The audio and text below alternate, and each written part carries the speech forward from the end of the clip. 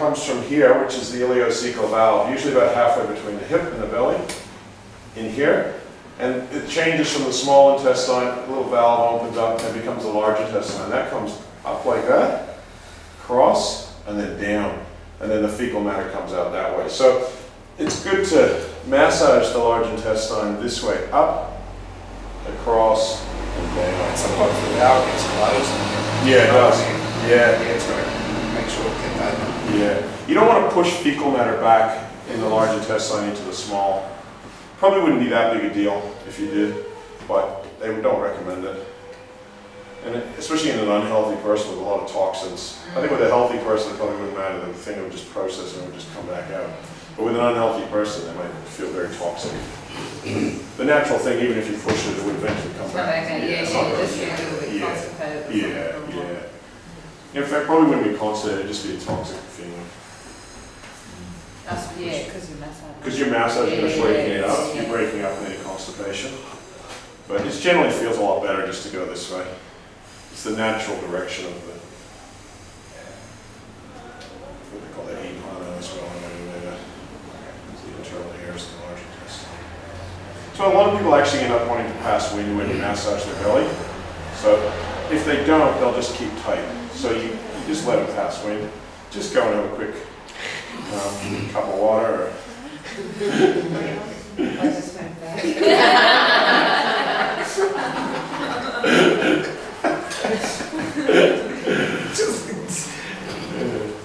I think he wants to pass me. What's that?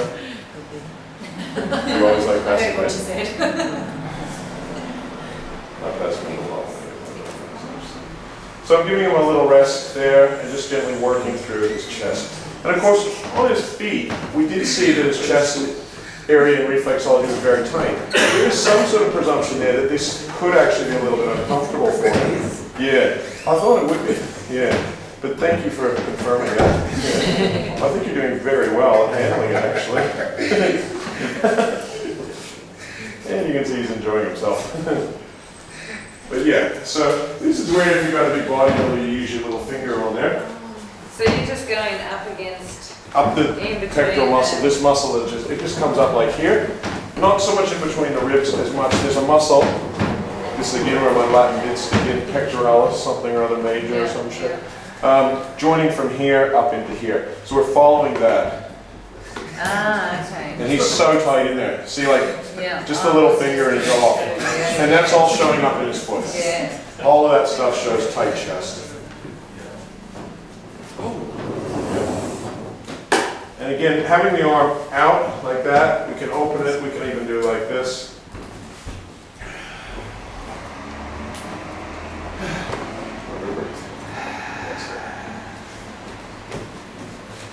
So to me, with all this pressure on his chest, it doesn't surprise me that he had a heart attack. You know?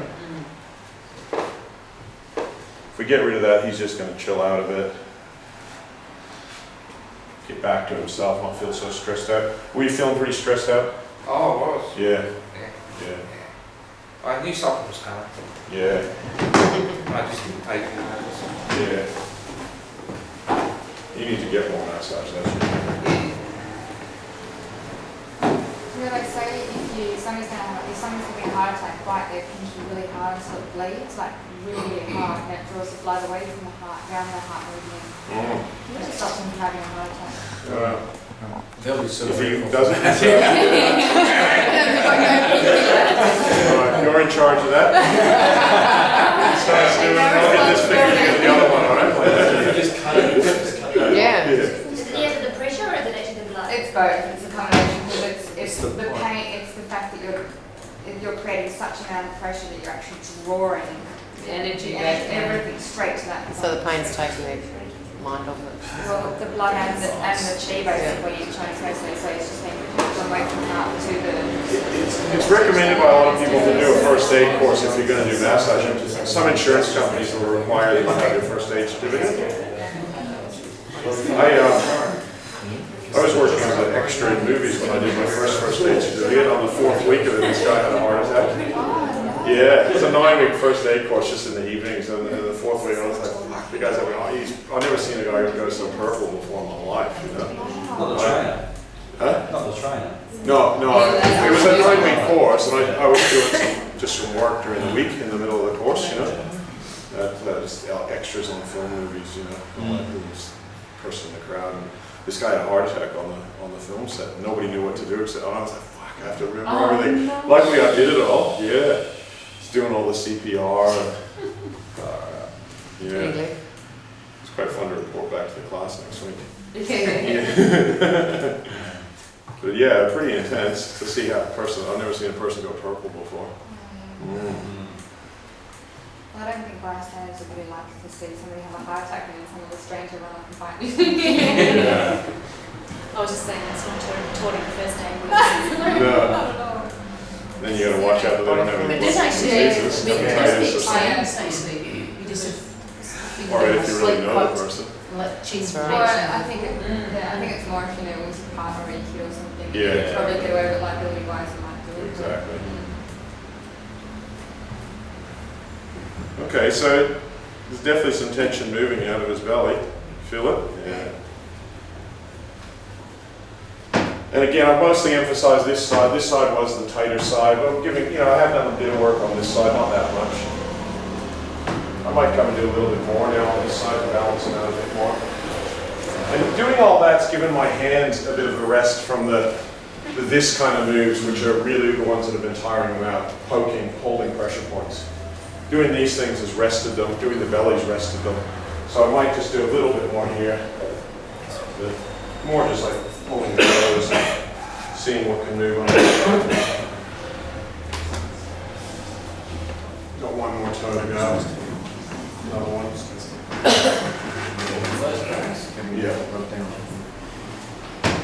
And I might just also then hold that point.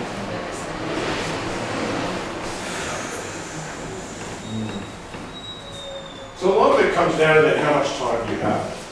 Because he's still kind of keen for a bit more. I have a little bit more energy, then it comes down to, okay, is it appropriate to keep going?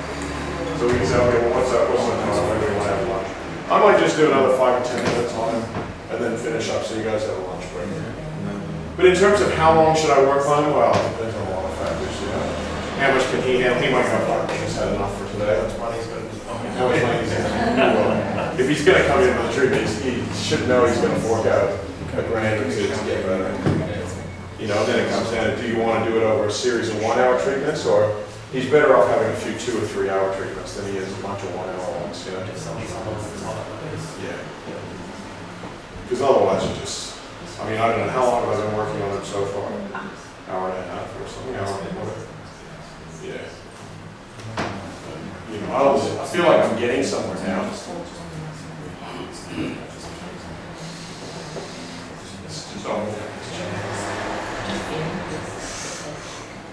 Not going too hard, because I know I haven't done as much work on this foot. So I just want to see what comes away a little bit easily.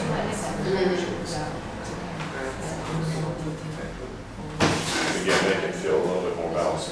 Feel the difference now, say, between that leg that I worked. Remember how tight that leg was? Feel it now. See, even you can see the movement in it. It's got a nice, loose, fluffy feeling. You can't find that band of tightness on the edge anymore, can you? Not so much. Not so much, yeah. Not absolutely. That's gone down considerably. What's that? It's gone down considerably. Gone down considerably, yeah. So this is why I say that, so it's been a successful treatment, but it's not complete. Yeah. Not for another 30 hours or something, is he a completed project? He's just a project in work, you know? The whole restructuring of his body, which is what he needs, is just, it's a partially completed project. But he should feel some benefits from this stage of the project. But even if he doesn't, if he feels like shit, it's still successful because I know his leg is looser. Yeah. It's Yeah. moving, it's flowing. It's flowing, yeah, exactly. So, like I say, I'll just do a little bit more on it, but there's still, you know, more to be, there's so much more to be done. Haven't even touched his hand. So it doesn't have to be a complete treatment, you know? But it's nice to sort of integrate it a little bit. With what I've done in the leg, I integrate that with what's happening in his belly, and I might finish him up But just, I might even just work over his arms. He's a bit jumpy. Just really quickly.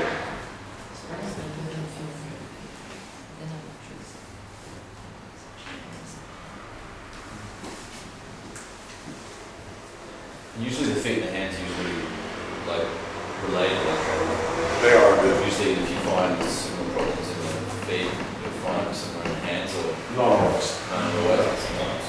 Sometimes, yeah. I've had it where one person has a tight left foot and a tight right hand. Right. Yeah.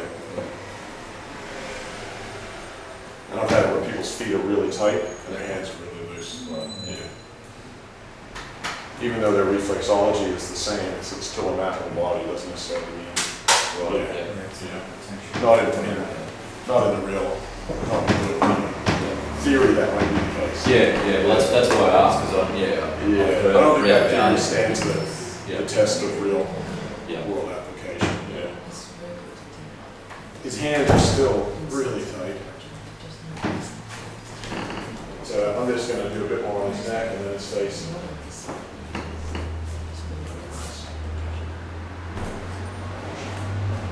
So, yeah, your feet warm enough?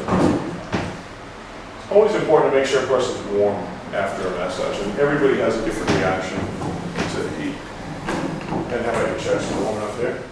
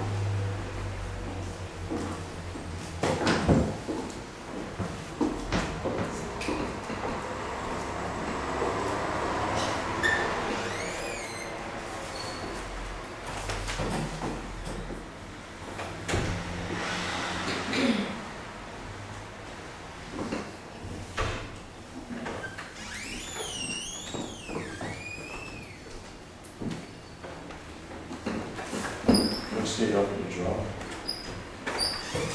So when I start, my jaw will go down. What's it? Some of the work that I've done is, Okay. plus my nose around here. Okay. Interesting. Yeah.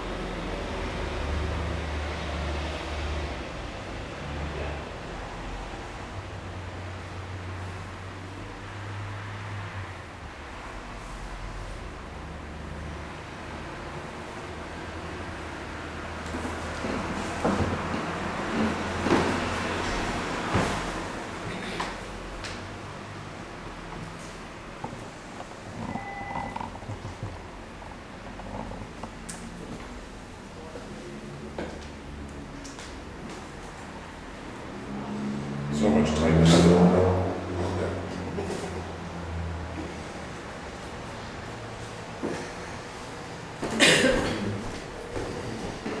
Just to make sure you're still there. Yeah. It's like that one's just ripped up. Yeah. Or something, yeah. What's that? Something's just triggered that part of it up. Yeah. Oh no, I don't know. Often when you push energy up here, it goes to the hands and the head. That's why people get the tetany in the hands and stuff, you know. So yeah, definitely. Did you feel any tingling in your hands or anything? Not really? No. Some people get a lot of tingling in the hands and tetany. They certainly feel very stiff though. It could have been like that. They would have been like that before. All right, so let's just let him rest. So there's no way, I mean, it would take me all day to do like his body really, really well. So within the constraints of a normal session, I've done his worst, I identified this was his worst area, and I really focused on that. So he should then feel benefit. What I'd say to him then is come back within the next couple of days, I'd keep working on him. He's definitely a lot of hours worth of work. You know, 30 plus. Again, these estimates, I never am accurate with them. Especially once I tell people, it's like, I tell somebody and then they go, oh no, I want it to be quicker than that, so their enthusiasm changes as well, you know, so I never like to put my, you know what I mean, it's, you can't, no, I just give them an estimate, there's a hell of a lot of work here. And sometimes the more I tell them, the more I get. Good to ask them to say, how far do you want to go with this? You know, because then they'll say, well, I want to get as much as I can, naturally. Yeah. And then give them an indication, say, you understand, it might take a bit of time to get there, but they've already set the goal. Yeah. You know, they've set the goal, and you're just giving them a frame to achieve. That's a realistic framework, so they don't think, oh, come in twice, this Well, week that's and the it. next, and that's it. Yeah. You know. No, that can be done as long as we agree on that. He might go, yeah, I really want to get better. I've had a heart attack. I'm under a lot of stress. I want to get. I'd say to them, you got this. To get rid of all this tension, it's going to be this. Just like quoting a floor standing job. If I got a guy in here that say, oh, floors, look at the floor. It's going to take me 5 days. You know, I need 3 guys. It's this much per square meter. You got that much. This is a panel beating the entire body. This leg, $500 for the leg. Another 200 here. Your head, well, your head's a big job. A lot of work in the head, you know. $500, you know, special deal for it.